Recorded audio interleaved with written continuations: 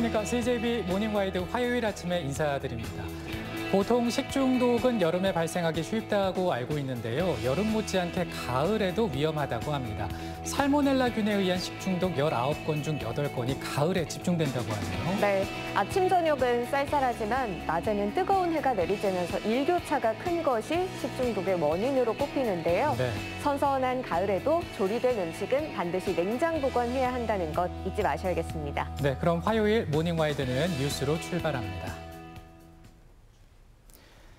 최근 중고 물품을 거래하다 금융사기 범죄에 연루되는 사례가 속출하고 있죠. 네, 고가의 물품을 거래할 때는 직접 만나 거래를 하더라도 반드시 상대방의 신분을 확인하는 것이 무엇보다 중요합니다. 이태현 기자입니다.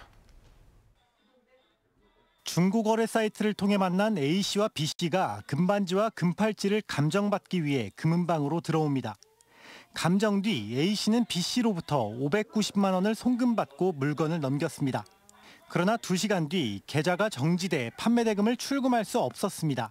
실제 송금인은 B씨가 아닌 피싱 범죄 피해자인 C씨로 A씨 계좌가 금융사기에 이용돼 거래 중단 조치된 겁니다. 지금까지 하겠다 해서 제가 이제 금방 가서 분수 확인하고 계좌이체 받고 금을 줬는데 주고 나서 이제 한 3시간 있다가 거래 정지가 제가 사기 피해의자라고 해서 거래가 되고 막히는 거죠. 이는 피싱 범죄 조직들이 단속을 피하기 위해 제3자의 계좌를 이용하는 최신 사기 수법입니다. 주로 중고거래 사이트를 이용해 이뤄지는데 피싱 피해자가 고가의 중고 물품 판매자의 계좌로 돈을 보내게 한 뒤 자신은 판매자가 팔려고 한 고가의 물품을 손에 넣은 뒤 달아나는 겁니다. 이럴 경우 판매자는 상당 기간 금융계좌를 이용할 수 없고 심지어 범죄 피의자로 몰릴 수도 있습니다. 저 가게 가서 CCTV 보여달라고 그러고 찍어가지고 스프린트해서 또 가야 되고 해야 되니까 일도 못하고. 때문에 고가의 물품을 거래할 때에는 직접 만나더라도 상대의 신분을 반드시 확인해야 합니다. 현장에서 좀 상대방 계좌 명의자가 맞는지 그 전화하는 거 맞는지를 확인하는 것도 자기의 피해를 줄일 수 있는 하나의 예방차기로 판단되고요. 전문가들은 또 정당한 거래를 증명할 문자 메시지나 거래 장면이 담긴 CCTV 등을 확보해 놓는 것도 피해를 줄일 수 있는 방법이라고 조언합니다. CJB 이태현입니다. 혹시 청주시청 직원 간에 발생한 확진자 발원 논란 들어보셨는지요? 확진자라는 말은 코로나19 속에서 바깥 활동을 하지 않아 급격히 살이 찐 사람을 비하하는 신조어인데요.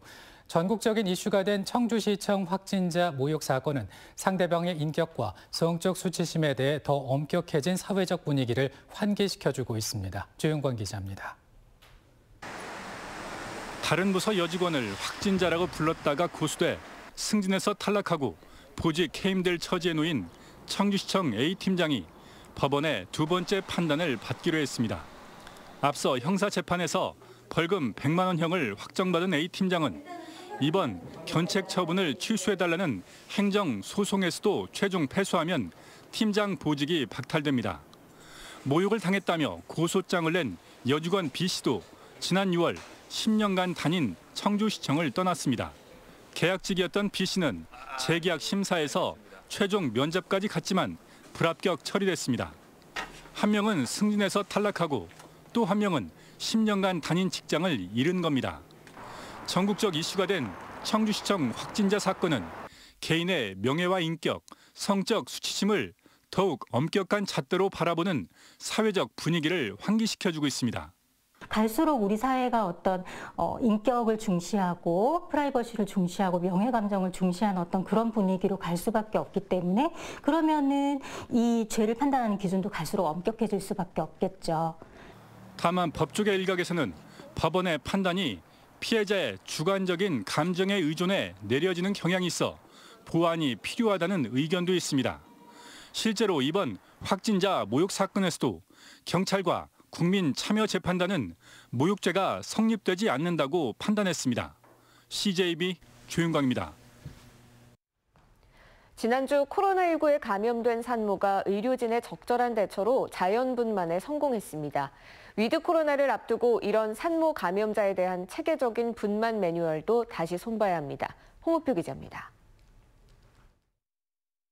의료진이 코로나19에 감염된 산모를 음압격리 이송장비에 실어 급히 수술실로 향합니다. 해당 산모는 당초 제왕절개로 출산이 예정돼 있었지만 갑자기 진통이 찾아오면서 가까스로 수술실에 도착해 자연분만으로 출산을 했습니다. 사전에 의료진이 이른바 레벨 D라는 방호복을 입은 상태에서 기민하게 대처를 해서 아기는 건강하게 태어났습니다. 산모와 아이 간 코로나19 수직 감염 가능성은 낮습니다.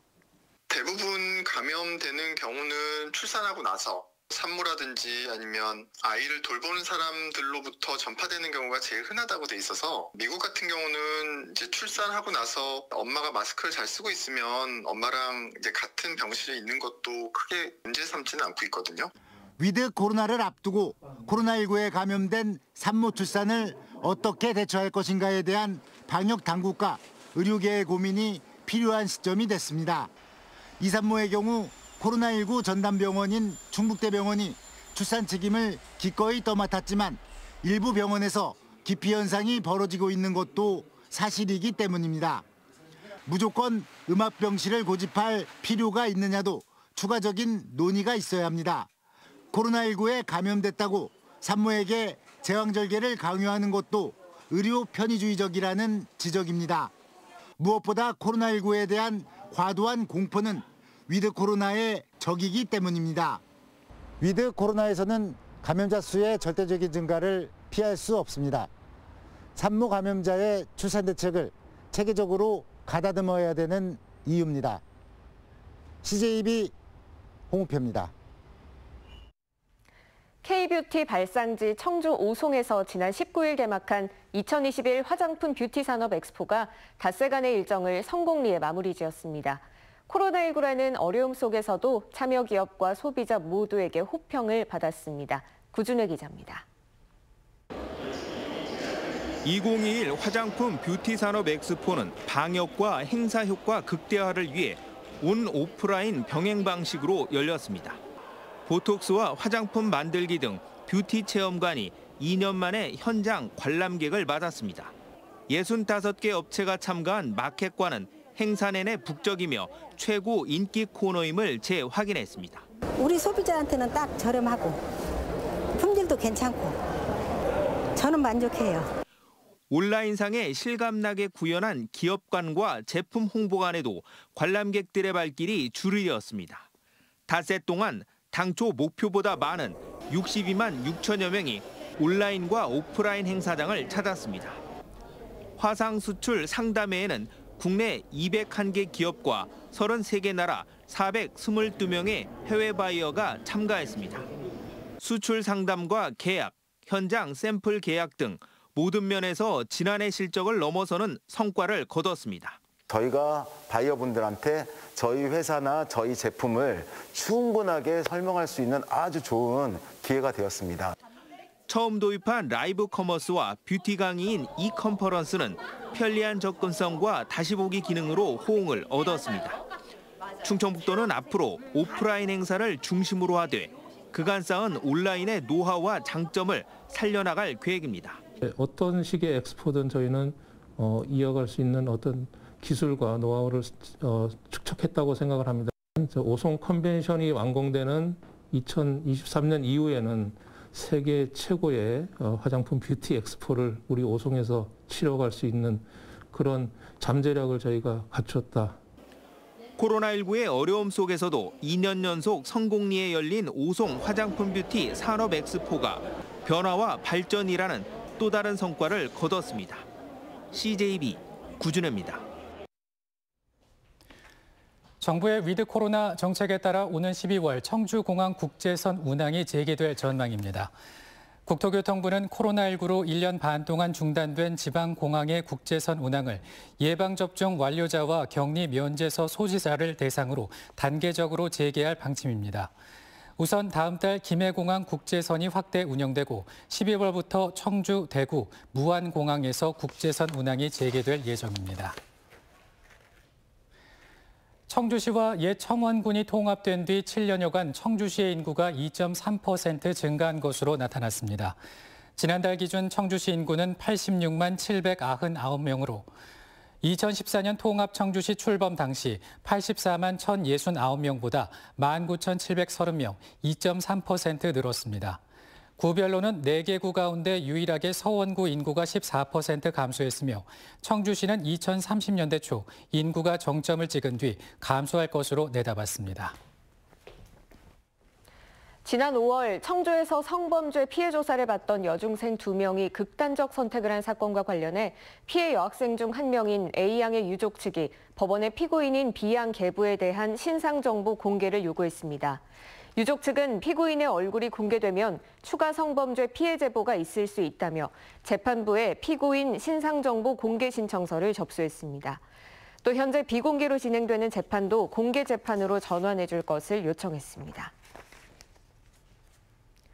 더불어민주당 윤준병 국회의원이 환경부와 한국수자원공사로부터 받은 자료에 따르면 충북 내 미등록 지하수 시설이 4만여 개에 달하는 것으로 나타났습니다. 이는 도내 전체 지하수 시설 21만 9천여 개 중 19.9% 수준으로 지하수 보호를 위한 등록 전환과 원상복구가 시급한 상황입니다. 충북 내 미등록 지하수 시설은 충남, 전남, 경기, 전북에 이어 5번째로 많았습니다.